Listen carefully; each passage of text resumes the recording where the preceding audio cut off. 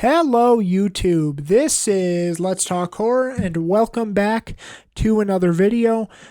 So today, I know I said in the last video that this was going to be the Let's Debate Horror Michael Myers video. I still plan on doing that. I was actually going to do that last week. I came down with a minor cold and just didn't really feel like doing it. And then this week, kind of bigger news in the horror community as the Black Christmas fan film It's Me, Billy has been officially released on YouTube and Vimeo, and I'm actually recording this part of the video before I see the film because I just wanted to touch on, my feelings on Black Christmas and, kind of talk about the main creator or creators behind the fan film It's Me, Billy. The big name behind this is Dave McRae. As a lot of you probably know, Dave McRae has his own YouTube channel. It's a fairly big channel in the horror community, especially in the horror community. He does a lot of Halloween stuff. I've been a huge fan of his channel for quite a few years now. In fact, going back in the lead up to Halloween 2018, I watched almost all of his stuff leading up to that movie. He seems very knowledgeable about movies and the business in general, and I'm a huge, huge fan of his. And what I love about this fan film is, for one, he's clearly passionate about what he's doing. He clearly is. But the other thing that I think is cool is this is not an IP in Black Christmas. It's still not as recognized as it should be, because to be honest, the whole reason I sat down and watched Black Christmas 1974 a year or two ago is the announcement of It's Me, Billy, and Dave McRae kind of giving his thoughts on the film, because before that, I had never really had the urge to sit down and watch this movie. You just didn't. It was a name you had heard, you were kind of familiar with, you kind of had an idea what it was, but it was never talked about in the way that it should be talked about. I'll say it, Black Christmas 1974, in my opinion, is an absolute masterpiece, and I can't think about a movie that has been this underrated for so long, and it just feels like now is getting the recognition it deserves, because it's great. It's great. It came before Halloween, and it has the very similar tension that Halloween does. It has a great setting. It has great characters.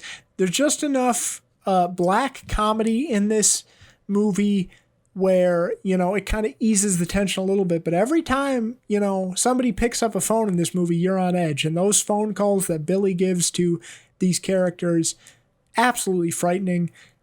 I find it amazing that you're so frightened of this killer, and yet he's never shown in this movie. We never see what he looks like. I love the red herring in this movie of Peter, which, spoiler alert, if you haven't seen this, and that ending is great. Honestly, one of the best endings I've ever seen in horror. It's just great. It's all great. I really can't think of, too many major flaws with this movie at all.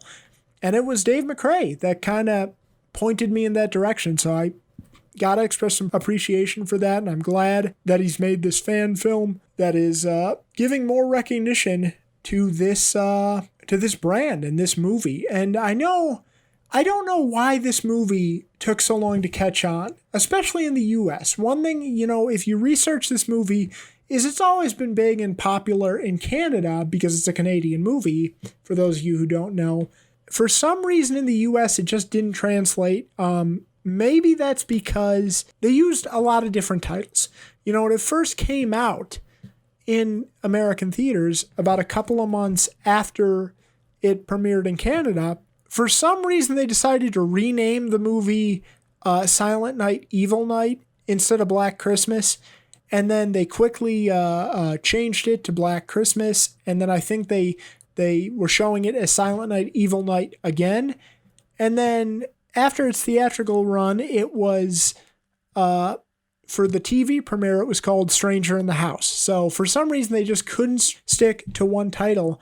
And it just didn't translate here in the US the way, Halloween or Texas Chainsaw Massacre did. And speaking of which, yeah, this movie, in a way, similar to Texas Chainsaw Massacre, this movie kind of has a guerrilla-style filmmaking that makes it very unsettling to watch. Just like Texas Chainsaw Massacre is a movie you don't want to revisit a lot of the time, so is this movie. It really is. And, I don't revisit that often because every time I watch it, I get chills up my spine. It's amazing. And just the style of filmmaking and kind of the grainy footage, it even adds to the creepiness. I'm glad it's finally getting the recognition it deserves, and I can't wait to view this fan film, and I've heard nothing but good things. I'm going to finish up here. I'm going to come right back and record my thoughts for you after I watch the about 42-minute fan film on Vimeo, so I'm hoping to love it. I love Black Christmas, and again, if you have not seen this, I cannot stress this enough. If you are a horror fan and you have not seen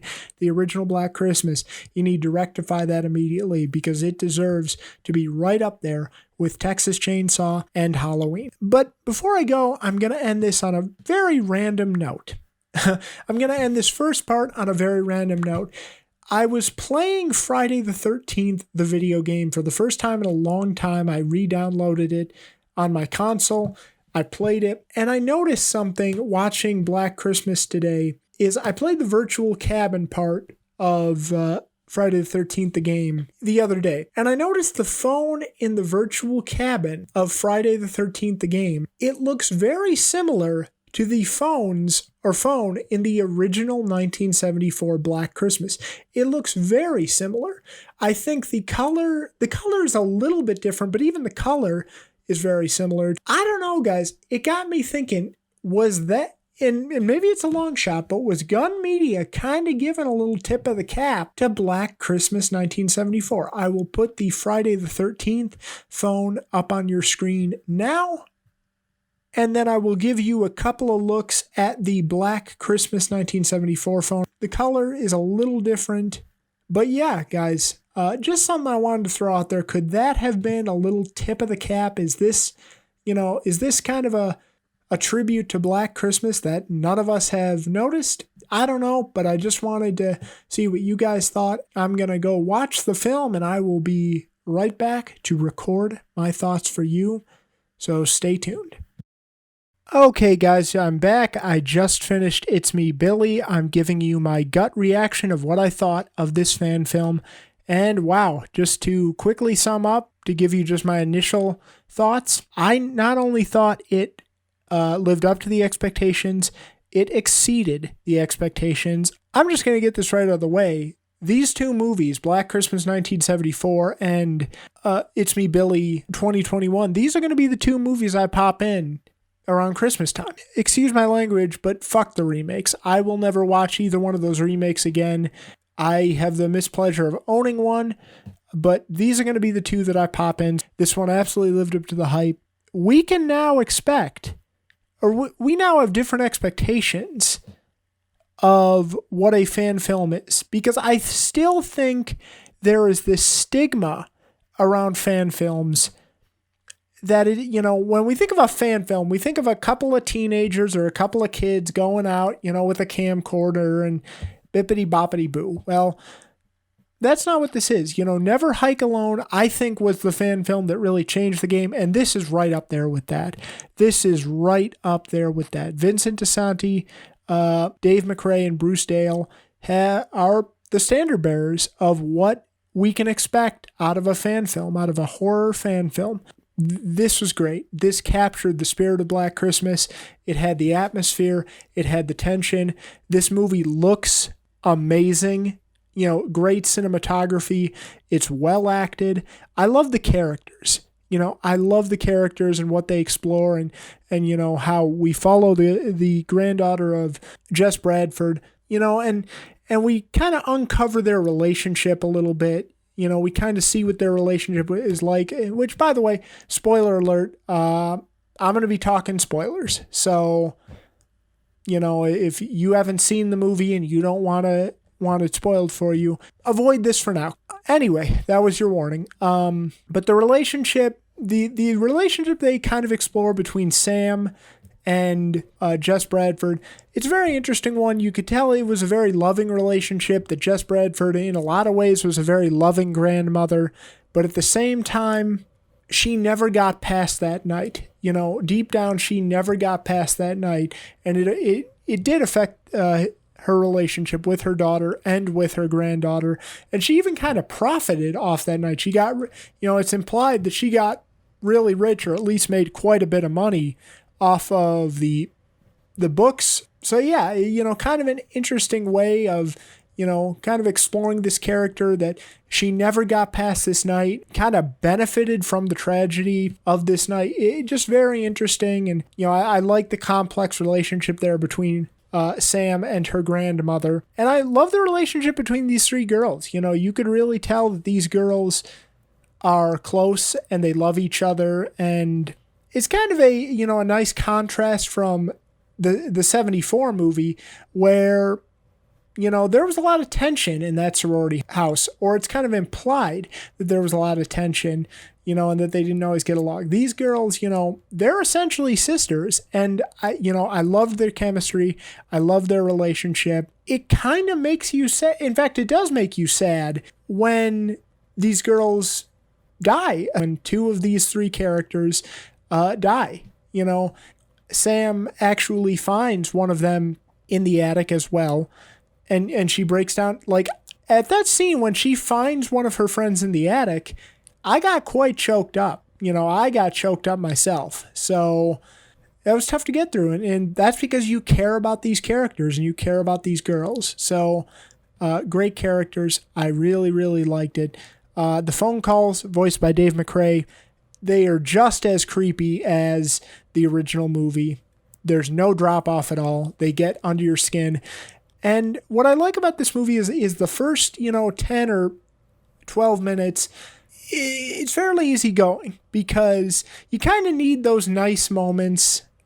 You kind of need those calm moments in a 42-minute movie, and they do a good job at providing that. It just doesn't hit you with tension, for 42 minutes. You need at least a little bit of breathing room, and they do that. They establish the friendships.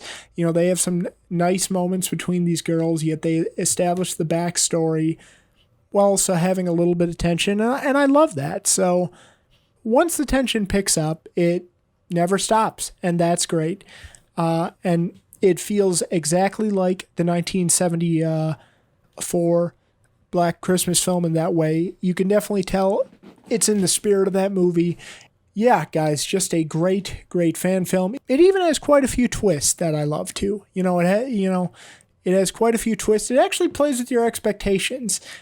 For example, again, I already gave you a spoiler warning. When they have a similar kill to the first one, and it's the big one of the movie in Black Christmas 1974 with Claire. They have a very similar one in this movie as well, and you expect to find her in the attic, but instead of Sam finding Emma in the attic, who was the one who was suffocated, she finds Justine in the attic. And then you find Emma in the back of another person's car, which again I thought was great, just that little thing. There's even some nice little tributes to kind of other horror movies. Like I kind of heard a line that was said very similar in Scream, when Sidney Prescott says, "I hate it when these women, go up the stairs instead of going out the front door." There's a line very similar to that in this movie. So I'm kind of wondering if maybe a little tip of the cap to Scream. We hear a chainsaw in a movie they're watching, so maybe a little tip of the cap to Texas Chainsaw Massacre.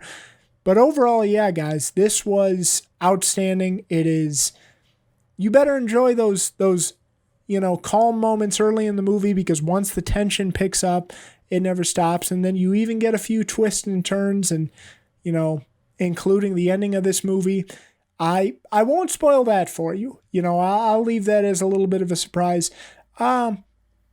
Kind of mixed feelings about the twist, but overall, I think I like it, and I like the rest of this movie. This was a great fan film, and I think it's right up there with Never Hike Alone as the new standard bearer of, fan films in general. And congratulations to Dave McRae and Bruce Dale, who put this all together, because this was great. It was awesome. I will watch this over the remakes any day of the week, and I'm glad that you guys have finally given us a true Black Christmas sequel that we were probably never going to get, to be honest. We were probably never going to get that type of thing, and I'm just glad we have it now. Anyway, guys, that's going to do it for me tonight. That was my gut reaction, but I absolutely recommend this movie. It was outstanding. So if you haven't checked it out, do yourself a favor and go check it out right now. It lives up to the hype. And tune into my next video where it will be Let's Debate Horror. And I have a Michael Myers topic for y'all. So comment below, subscribe, and I will see you guys later. Take care.